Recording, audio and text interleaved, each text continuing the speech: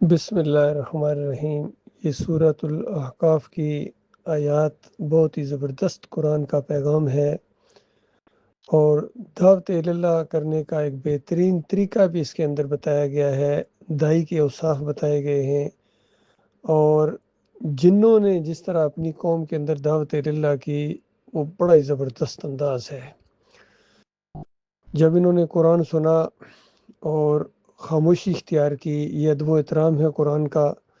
جب قرآن پڑھا جائے، سنا جائے، تو اس کو خاموشی کے ساتھ سنا جائے، غور کیا جائے، تاکہ اللہ رحم کرے ایسے لوگوں کے اوپر جو اللہ کے کلام کو توجہ کے ساتھ سنتے ہیں، اہمیت دیتے ہیں۔ اور قرآن کا پیغام شرک کا رد ہے، اسی وجہ سے انہوں نے کہا کہ ہم نے قرآن سنا ہے، اب ہم اللہ کے ساتھ کسی کو شریک نہیں کریں گے۔ اور پھر چوٹ ماری اپنی قوم کے بڑے بڑے اکابرین کے اوپر، جنہوں نے اللہ کے بارے میں بڑے بڑے جھوٹ بولے تھے، اور کہنے لگے کہ ہم کبھی گمان بھی نہ کر سکتے تھے کہ انسان یا جن اللہ کے بارے میں کبھی جھوٹ بول سکتے ہیں۔ اب پتہ چلا کہ یہ تو بڑے بڑے کذاب گزرے ہیں، کتنے کفر و شرک انہوں نے پھیلائے ہیں اللہ کے نام پر، قرآن کی تفسیریں انہوں نے کی ہیں، اور کفر و شرک بیچ میں ملا دیا۔ ہم سوچ بھی نہیں سکتے تھے اتنے بڑے بڑے نام، عبد القادر جیلانی، محی الدین چشتی، علی اجویری، مجدد الفسانی، شاہ ولی اللہ کا پورا خاندان، اعلیٰ حضرت اور ابو العلا، اور یہ ڈاکٹر اسرار جیسے آدمی، یہ اتنا بڑا جھوٹ بولتے رہے۔ محمد حنیف بھی جھوٹ بولتے رہے اللہ کے بارے میں، اور اللہ پر الزامات لگاتے رہے، کفر و شرک کو قرآن سے ثابت کرتے رہے۔ اندازہ لگائیے ان سرفیروں نے کیا کیا انسانیت کے ساتھ۔ ڈاکٹر اسرار وحدت الوجود کے مشرکانہ عقیدے کو قرآن سے ثابت کرتے رہے، سورۃ الحشر سے، اندازہ لگائیے۔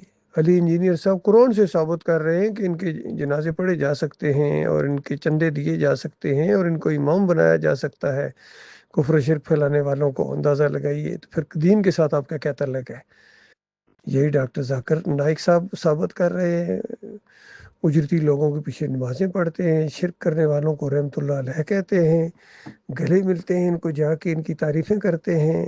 بریلوی ہوں، دیوبندی ہوں، اہل حدیث ہوں، ان سب کے اکابرین کو سروں کے اوپر بٹھایا ہوا نا، جو شرک اور کفر کے دائی گزرے ہیں، امت مسلمہ کو مشرک بنا دیا، مجاہدوں کو مجاور بنا دیا، بت پرست بنا دیا، ان مسلمانوں کو بت پرست بنا دیا۔ اندازہ لگے، یہ قبر پرستی، یہ بت پرستی ہے آج کے دور کی۔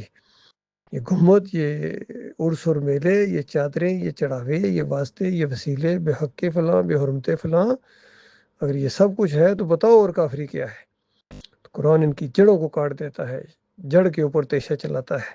اور جو بھی قرآن کو پڑھے گا، قرآن جیسی کتاب اس قوم کے پاس، اندازہ لگائی، پھر یہ عرس کرے، میلے کرے، پیروں کی پنڈلیاں دبائے، تعویذ پہنے، یہ قوم مسلمان قوم، اندازہ لگائیے، قرآن کو ماننے والے فرقوں میں پڑ جائیں، اور جمہوریت والے نظام کو اسلامی کہنا شروع کر دیں قرآن کو ماننے والے، تو اس کا مطلب ہے کہ قرآن کی ان کو ہوا بھی نہیں لگی ہے، کوئی ایک لمحہ بھی ان کے اوپر ایمان خالص کا نہیں آیا ہے۔ تو یہ معاملہ ہے اللہ کے بندو، اللہ تعالیٰ نے آپ کا کام بڑا آسان کر دیا ہے۔ خاص کر یہاں جو لوگ دعوت ایمان کو سنتے ہیں، یہاں بحرین کے اندر، ان کو اپنے اپنے ملکوں میں جا کے، اپنے اپنے علاقوں میں جا کے اسی انداز سے دعوت دینی چاہیے کہ دیکھو اللہ کی طرف بلایا جا رہا ہے، پکارنے والا اللہ کی طرف تمہیں پکار رہا ہے، اللہ کی طرف بلا رہا ہے، اور فرقہ پرستی، مسلک پرستی چھوڑنے کے لیے کہہ رہا ہے، اور دین کو اللہ کے لیے خالص کرنے کے لیے کہہ رہا ہے کہ دین کو مت بیچو، دین فروشو، بت فروشو، دین کے اوپر اجرت لینے والوں، نمازیں پڑھانے کے پیسے لینے والوں، اذان دے کر پیسے لینے والوں، اجرت لینے والوں، دین فروشو، تمہارا اللہ کے دین سے کوئی تعلق نہیں ہے۔ تو اس وجہ سے ان کے پیچھے نمازیں بالکل نہیں پڑھنی، ان کو امام تو کیا مقتدی یہ بننے کے لائق نہیں ہے۔ یہ مولوی، یہ پیر، اور یہ جتنے بھی ہیں کفر و شرک پھیلانے والے، اور دین کو ٹکڑوں ٹکڑوں کے اندر کر کے علیحدہ علیحدہ اپنی اپنی ریڑیاں لگانے والے اللہ کے دین کے یہ دشمن ہیں۔ ان کے ساتھ ہمارا کوئی تعلق نہیں ہے میرے بھائیوں۔ سوائے دعوت کے پاس دعوت دیتے چلے جاؤ، کھلی دعوت دو، اللہ کی توحید کی دعوت دو، رد شرک کرو، ان کی اکابرین کو کافر اور مشرک ثابت کرو، اور کہو کہ تمہاری تاریخ جو ہے یہ روشن نہیں سیاہ ہے۔ اور وہ دین جو کفر و شرک کا رد کرتا ہے، مسلک پرستی کا رد کرتا ہے، بتائیے صحابہ کرام کا کیا مسلک تھا؟ پوچھتے ہیں آپ کا کون سا مسلک ہے؟ جی کسی نہ کسی کے ساتھ تو ہوگا۔ پھر ہم کہتے ہیں صحابہ کرام کا کیا تھا، بتاؤ۔ کہ یہاں خون کا لٹک جاتا ہے. وہ تو یکسو مسلم تھے. یہ معاملہ ہے اللہ کے بندوں. اللہ تعالیٰ غور و فکر کرنے کی توفیق عطا فرمائے. ہم اللہ کی طرف بلاتے ہیں اور مالک فرماتا ہے اس سے اچھی بات کس کی اچھی ہو سکتی ہے. ومن احسن قولا ممن دعا الی اللہ وعمل صالحا وقال اننی من المسلمین.